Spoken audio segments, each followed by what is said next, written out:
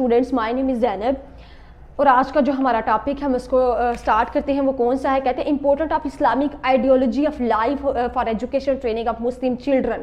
کہتے ہیں جو آپ کی جو ایجوکیشن ہے وہ اس کی جو ٹریننگ ہے اس کی مسلم چلڈرن کے لیے کیا امپورٹنس ہے, جو آپ کی اسلامک آئیڈیالوجی ہے اس کی کیا امپورٹنس, اس کو ڈسکس کرتے ہیں. کہتے ہیں اسلامی معاشرے میں بچوں کی تعلیم و تربیت پر خاص طور پر والدین کے بچے اولین فرائض میں شامل ہیں. ہر مسلمان کا گھر محبت کا گہوارہ ہوتا ہے اور نیکی کے اصولوں پر کاربند ہے. اس لیے والدین کا فرض ہے کہ بچوں کی پرورش میں ان کو ایسا ماحول مہیا کرے جہاں پر اسلامی تہذیب کے ساتھ ان کو شفقت محبت سے ان کی صلاحیت کو اجاگر کرنے میں, اپنی اصلاحات کو بڑھانے میں کا موقع ملے, کیونکہ گھر کا ماحول اور مدرسے کی تعلیم دونوں کا بچوں کی زندگی پر گہرا اثر پڑتا ہے.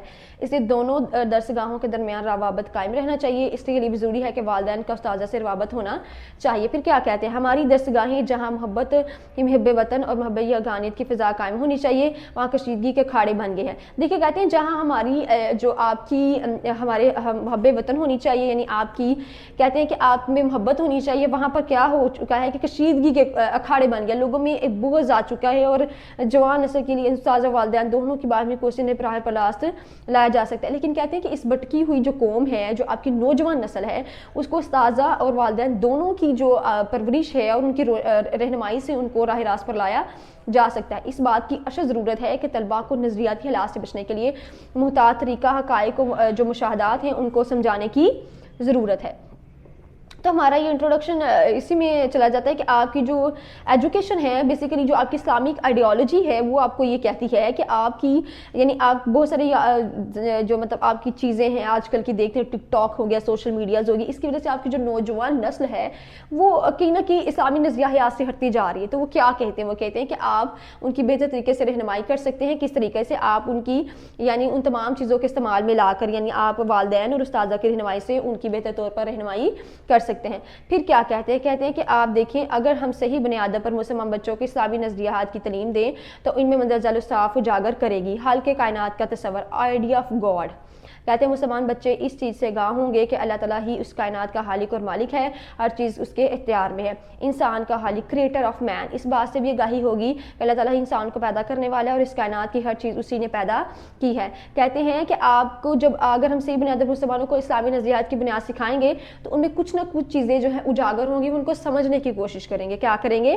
سمجھنے کی کوشش کریں گے. کہتے ہیں خالق کائنات کا تصور, آئیڈیا آف گاڈ, مسلمان بچے اس چیز سے آگاہ ہوں کہ اللہ تعالیٰ ہی اس کائنات کا خالق اور مالک ہے اور ہر چیز اس کے اختیار میں ہے.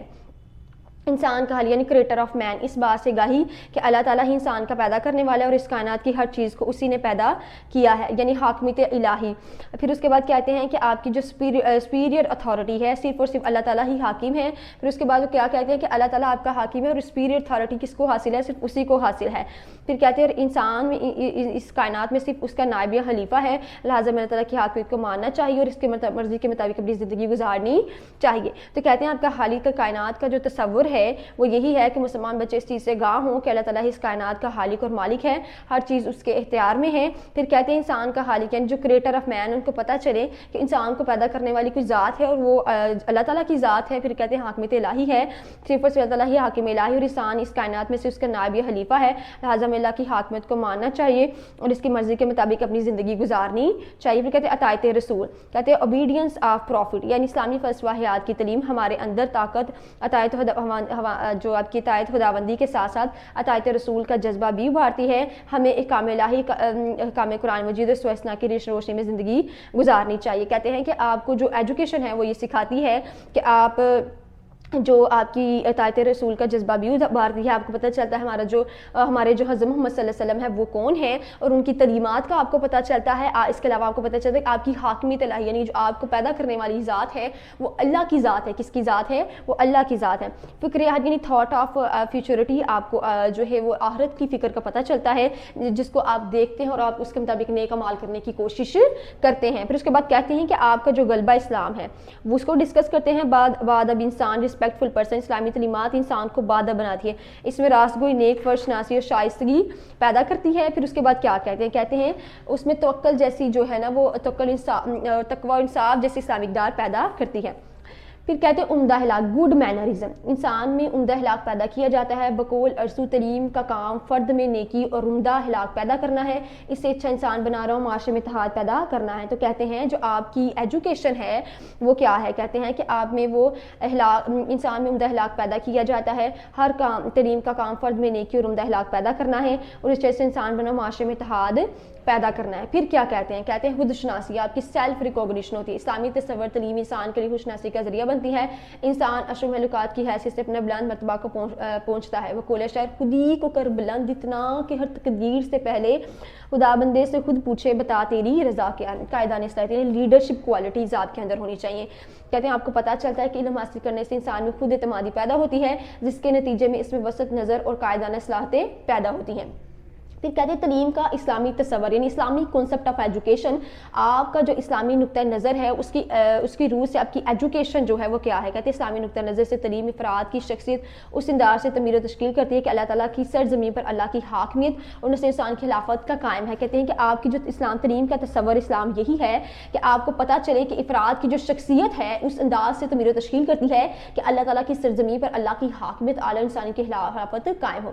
اس کا نصب بیان یہ ہے کہ افراد معاشروں کو اس طرح تیار کیا جائے کہ ان کے ذہنوں میں ایک طرف اللہ تعالیٰ کے مقابل اپنی زندگی کا تصور راسخ ہو جائے، دوسرے کائنات کی تمام قوتوں پر اللہ کی رضا کے مطابق بنانے کی صلاحیت پیدا ہو جائے۔ پھر وہ کہتے ہیں کہ اس کی بنیادیں جو ہیں وہ کہ نہ ہمدہ شخص نہ اپنے اپنوں کو پہچان سکتا ہے، نہ ہی اس سے اپنے خدا کو پہچاننے کی بصیرت ہوتی ہے۔ یہ علم ہی ہے جس کی روشنی میں انسان اپنی خود کی تکمیل کو پہچانتا ہے، خود کو جانتا ہے اور اپنے پیدا کرنے والے کاموں کی بجاوری کر سکتا ہے۔ تو کہتے ہیں تعلیم کا جو تصور ہے یعنی اسلامی کانسیپٹ آف ایجوکیشن ہے وہ کیا ہے۔ تو کہتے ہیں نصب العین یہ ہے کہ افراد معاشرہ کو اس طرح تیار کیا جائے ان کے ذہنوں میں ایک طرف تو تعلیم کے مقابلے میں اپنی زندگی کا تصور راسخ ہو جائے، دوسری طرف کائنات کی تمام قوتوں پر اللہ کی رضا کے مطابق حکمران کی صلاحیت پیدا ہو جائے۔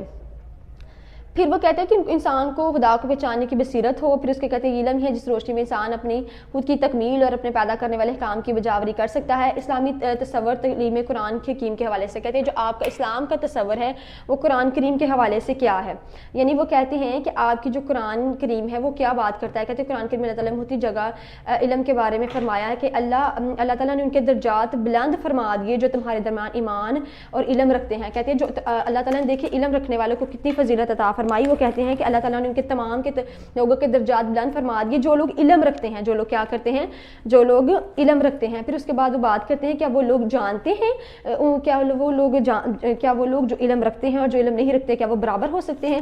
بے شک وہ برابر نہیں ہو سکتے۔ تم لوگوں میں ایک گروہ ایسا ہونا چاہیے جو مذہب کا گہرا علم حاصل کرے۔ کیا کہتے ہیں؟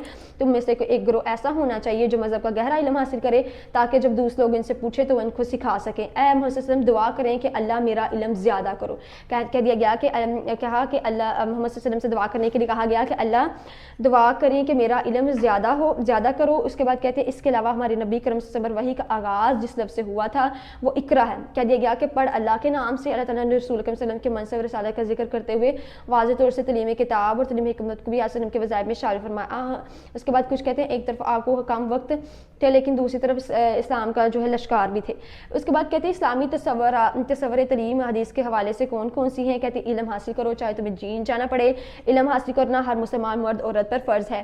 کہتے ہیں کہ جو آپ کی اسلامی تصور ہے تعلیم اور حدیث کے حوالے سے بات کرتے ہیں کہ اسلامی concept of education with reference آپ حدیث یا حدیث کہتے ہیں کہ اس کے بعد کہتے ہیں علم حاصل کرو ہاں تمہیں چین جانا پڑے۔ علم حاصل کرنا ہر مسلمان مرد عورت پر فرض ہے۔ پھر کہتے ہیں علم حاصل کرو مہدر سے لے کر ماں کی گود تک۔ پھر کہتے ہیں کہ آپ کی جو علم کی جستجو میں رہتا ہے اسے موت فنا نہیں کر سکتی۔ جو علم سیکھتا رہتا ہے طالب علم کے قلم کی روشنائی شہید کے خون سے بھی زیادہ پاک ہے۔ کہہ دیا گیا کہ جو اس کی قلم کی روشنائی ہے، دیکھیں کتنی فضیلت آپ کے ایجوکیشن کی بتا دی گئی تاکہ طالب علم کی جو روشنائی ہے وہ شہید کے خون سے بھی زیادہ پاک ہے۔